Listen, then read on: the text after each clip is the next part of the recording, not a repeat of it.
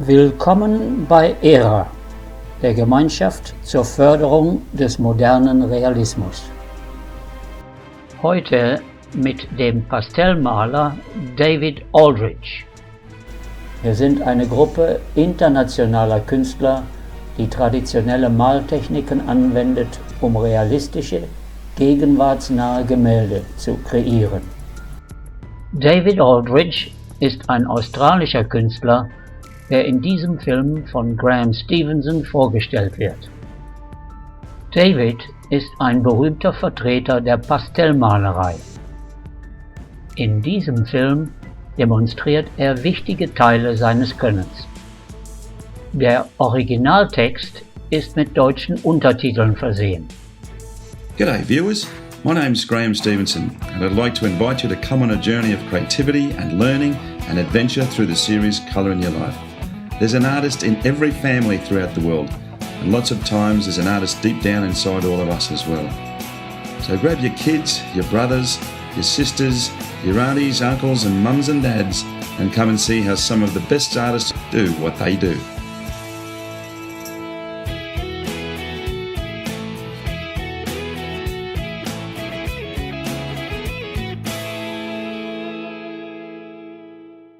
Okay guys, well welcome back to Colour in Your Life. Well we are down in Victoria, down in a place called Here, and it's a very rainy, cold, wet Victorian day. You can probably hear the rain outside. And I'm with a fabulous pastel artist, Mr. David Alldridge. David, welcome to the show. Thank you. It's fantastic to be here. Your background was within photography and you really learnt through your wedding photography a great love for the art as you went along. But you love animals and wildlife. You love the natural surroundings, your landscapes.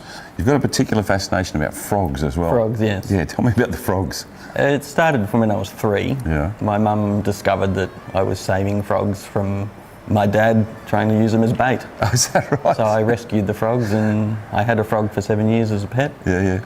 And just photographed them all the time. Yeah. And then I started drawing them. But you really are very much involved with wildlife itself. You work with a Yes. couple of different organisations as well. Yes. You're actually, we'll show some pictures of this as we go along. Giant mural, I mean, what's it, 35 metres? 35 metres, yes. Yeah, tell me a little bit about that. That's with a place called Mount Rothwell, where they rebreed, or breed, our endangered species. Right. And I just fell in love with the little critters and asked if I could draw them. And then they commissioned me to do a mural for them. But you're actually doing a portrait for us today. Yes. And as I said, David, landscapes, animals, portraiture is really well-rounded in just about all of that. I'm going to step out of shot, as I normally do, and I'm going to let David continue on and show you his process with putting this together. And it's a very, very talented man. You can have a great day. So let me get out. I'm going to go and sit beside the fireplace. We'll see you soon.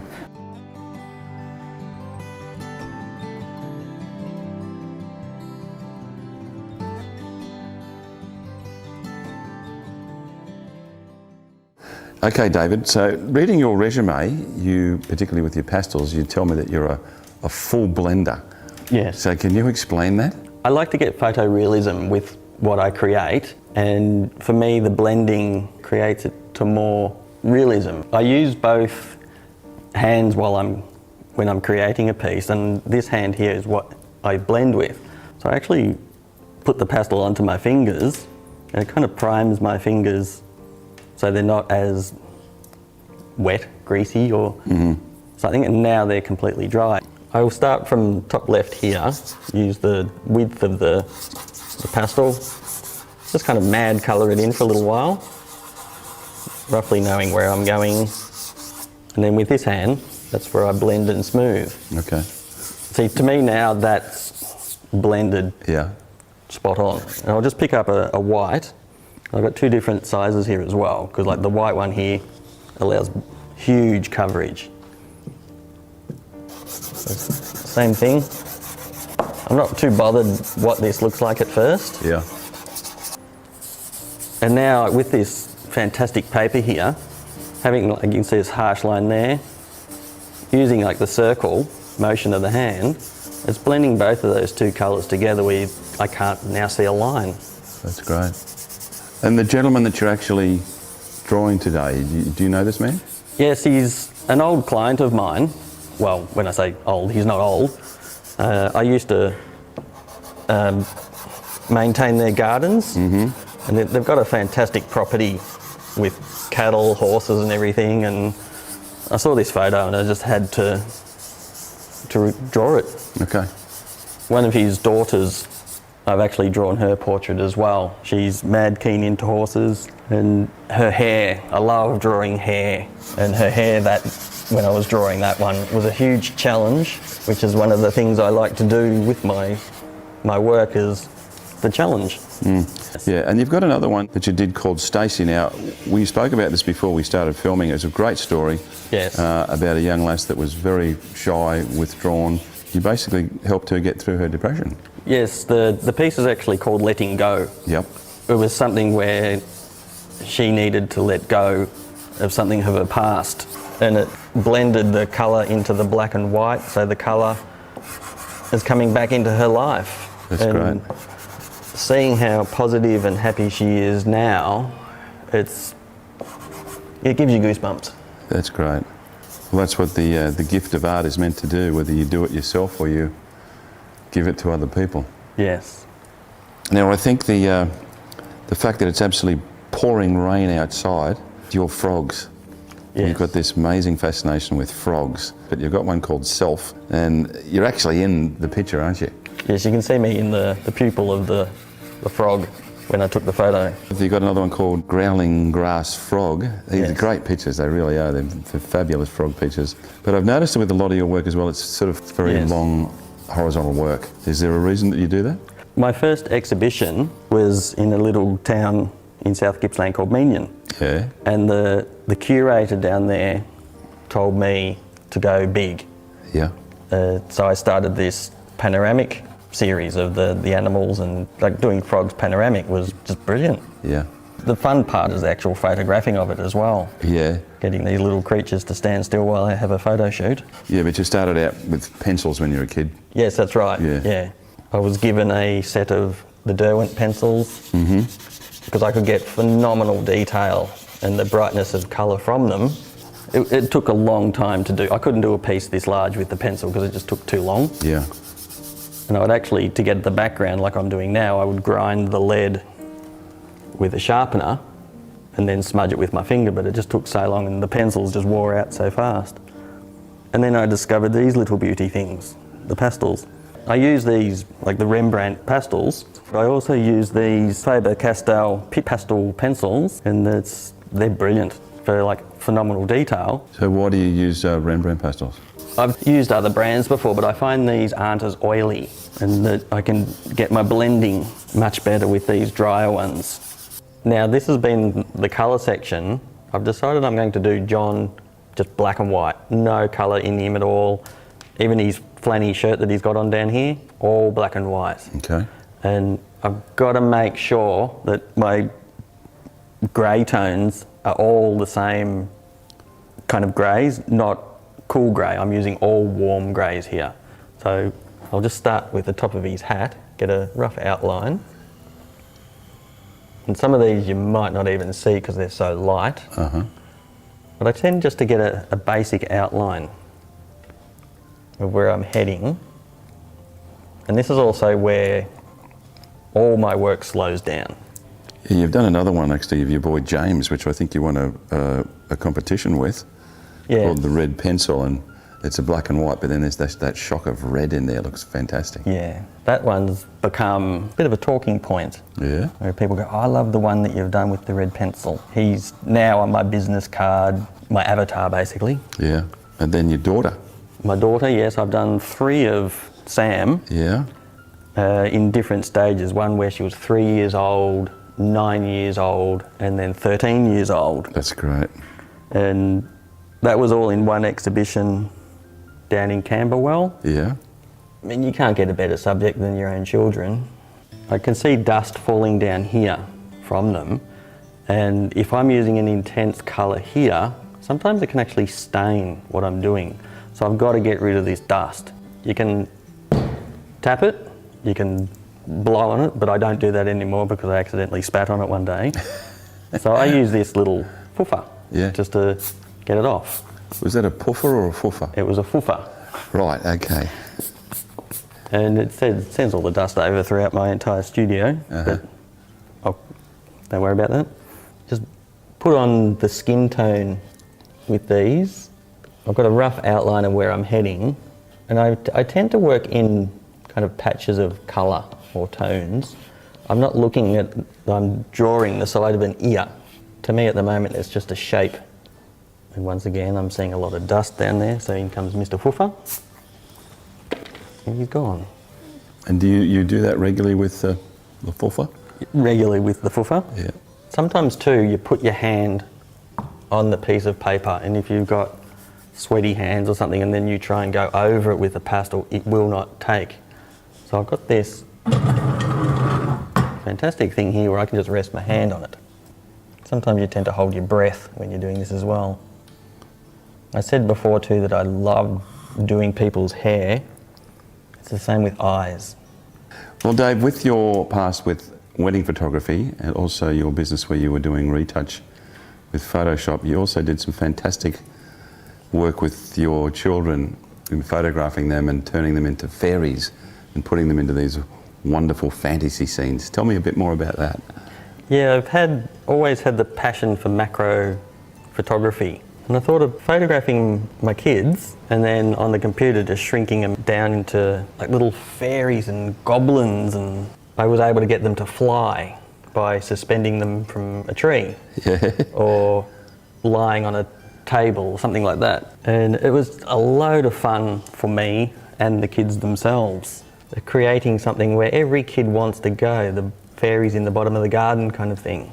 You're also a really accomplished seascape artist as well. You can see some of the lines in this piece that we've just got now called Cape Wallamai. That's a fantastic piece. It's like time motion. It's been captured and you've turned it into a painting. Well, that one was a totally different technique to create that soft water because it was all blurry. Most of that was done with these thicker pastels where if you do need like a sharp line on a pastel, you can just break it in half. And then you've got the edge of it to be quite sharp. But because that was blurry, you draw these sharp lines and then I just blurred it back again to get that motion of the water. And you've got another one here called Stormfront. Now, it looks like you're either sitting in an aeroplane or there's a window somewhere because you've got raindrops coming down on the inside. What's the story there? I just felt like putting water into as if water had got behind the glass when it was framed. Yeah, it's fabulous. And got one called 90 Miles. The sunlight in the back there and the waves crashing in on the shore. It's beautiful. That was a fantastic time of day, that. It was about 6 o'clock in the morning. Yeah. It felt like it was minus 20 degrees, but I had the entire beach to myself. So do you always put the eyes in first, or? I do the shape of the eye. Yeah. And then build up shadows, and I'll just put a bit of the dark tone into his eye, and then you'll see, boom, here he comes. I just keep blending, adding colour here and there, and all of a sudden it's alive. But I can also see now, because I'm using this black, the black's running down his cheek. And if I leave that there, that will stain the colours underneath. So here comes Mr. Fuffer, and it gets rid of it. So pastels is very messy, but I can also see I'm now blurring the outside of his eye in there. So I use the white pastel pencil and Mr. Fuffer, and you can just bring in that very sharp edge around his eye. Because your work takes so long to do, David, you have very kindly drawn another piece for us of the same subject. Yes. So what we might do is we might swap over to that one so we can get a continuum on what we're doing. You can explain a bit more about how we develop the character as well. Okay.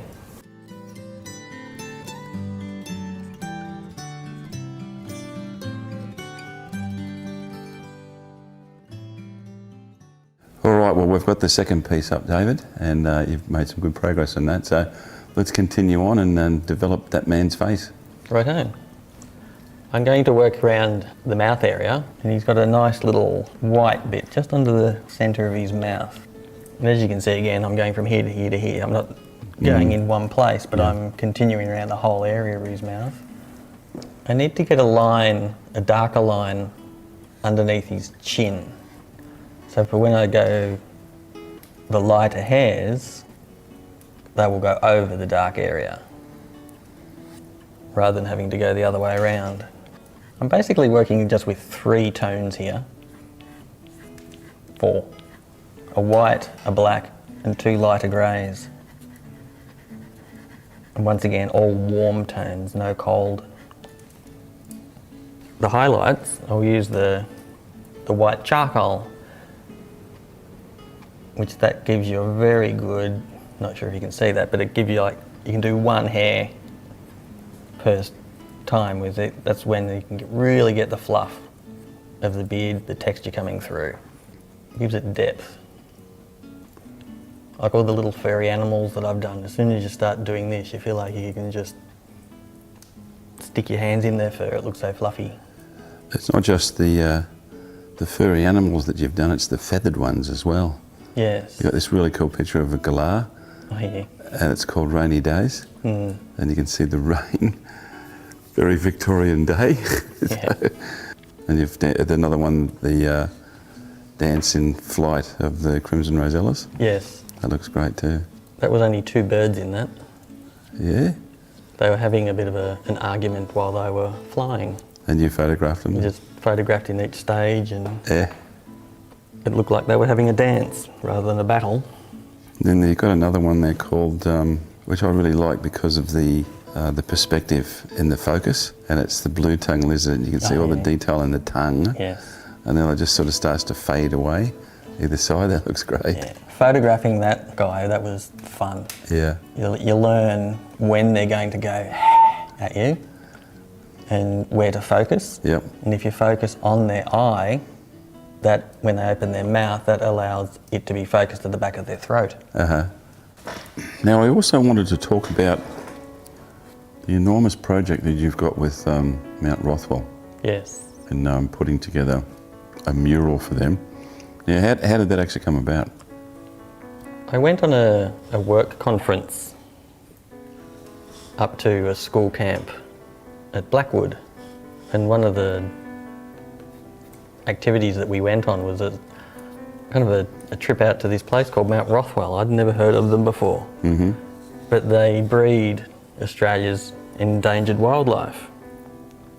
And as we were going around on our night tour, the young lady that was our tour guide, her enthusiasm was just phenomenal. I found it very inspiring, and it gave me an idea that to try and photograph their wonderful little creatures, because it looks like the creatures are just running around in the wild, because they've got about 1,000 acres that's fenced off, and part of it's fenced so stops our feral animals getting in there, like cats, foxes and rabbits. So a lot of these little creatures can live in safety. And I had the idea of drawing these creatures and having an exhibition, and from the sales I'd donate the money to Mount Rothwell to help them along. And when I sent an email out to them to ask about this, they were looking for an artist at the same time to create a piece of work. And one of my friends locally here, I asked him if he would want to come up and photograph these little guys with me. And we had a ball that day, photographing little spotted quolls, the bettongs and rock wallabies in their own environment. And I've drawn a couple of them, the rock wallaby, the spotted quoll, but also I'm painting this massive mural. And I came up with an image where, with all the photos that we took along our journey, this massive long panoramic image of how their tour starts from early evening to night time. It's a very big project, but it's a lot of fun creating it as well. Yeah, it's 35 metres long, is that correct? Yeah, 35 metres, yes. Oh, that's a big piece of work, my goodness. It's a challenge getting each sheet in here, because it's painted on to Zincalume, and each sheet is 3 metres by 1.5 high, and they're going to actually hang this piece, well, nail this piece of art on their breeding cages. So when the public go in to see the tour in the evening, they'll walk straight past this mural. Mm-hmm. And they'll be able to see what it's all about with the animals and everything there. It's fantastic. I'm going to move up the side of John's face now. I use the side of the pastel as well, so it's a little bit quicker. It's amazing how quickly an effect that you can get with pastels, Mark. Yes. And doing what you're doing, you're covering a really big area quite quickly. Also with the pencils that I used to do for 30 odd years, you wouldn't get this speed from it, not with a pencil. But the softness of the blend that you can get with the skin tones. That's one reason why I am a blender. It's so soft. And you can just keep applying it, like different pressures that I'm putting on the paper to get a different effect. The portrait I did a while ago of a friend of mine, he's called John as well. He doesn't have any hair on his head, but he was holding his little dog Pickles. That was a challenge, having never drawn a bald man before, and all the little textures on the top of his head, down the side of his face, was so different to what I'm used to. But then right beside him I had to draw his little dog who had a lot of hair. Now also, David, you conduct workshops in your beautiful home. It's very spacious. My goodness, you could fit probably 30 people here, I think. What's your website and how do people get to you? Yes, they can get in contact with me via my website, davidaldridge.com. Wonderful. All right, David, you've made some great progress there, but because of the detail that you put into your work, it's going to take quite some time to finish this off, but we've learnt so much from you today and seen your beautiful work. So I just wanted to thank you for having us in your studio. It's just wonderful. Oh, thank you. It's been an absolute fantastic day. All right, from the amazing studio of Mr. David Alldridge, as you can see, fireplace, fantastic place to be. It has been very cold in Victoria and raining, but David, it was a fantastic time with you. Thank you. We had a great time. Right behind us is a section of the giant mural that David's working on as well for the wildlife group that he works with also. Plus there's somebody else that you wanted to say thank you to, and that's Mr. Dale Rogers as well. Yeah, Dale provided the Kate Woolamai photo for me to draw. Big thank you for that fantastic image. Come and see us as always at Facebook. And also go and have a look at our YouTube channel as well. Subscribe on the YouTube channel. We really do have a lot of people in there these days and they are getting a lot out of it. We get fantastic comments all the time on what you guys are doing. And also our website, which is colorinyourlife.com.au. Come in and join up as a member. We have some fantastic things going on these days. A lot of the other artists are actually starting to do their own videos with us these days, the ones that we've filmed, and they're putting them into our system as well, which makes more information for you guys and more for our members, which is great. But we're going to get out once again into this cold, rainy, wet Victorian afternoon and head to our next destination. But I had a great time. And as we always say, remember guys, make sure you put some colour in your life, and we'll see you again from Victoria sometime. See you guys. Bye now. Bye. An dieser Stelle möchten wir uns ganz herzlich bei Graham Stevenson bedanken. Er hat uns dieses Filmmaterial freundlicherweise zur Verfügung gestellt. Wir haben mit ihm verabredet, auch zukünftig einige seiner Produktionen hier in diesem Programm zu präsentieren. Wir werden viele international bekannte Künstler zu sehen bekommen. Wir freuen uns auf diese Zusammenarbeit. Dies bringt uns zum Ende unseres heutigen Programms. In den kommenden Monaten werden wir weitere Folgen mit Malerinnen und Malern aus aller Welt präsentieren. Halten Sie deshalb Ausschau nach ERA, der Association Embracing Realist Art, und besuchen Sie unsere englische Internetseite realist-art.com.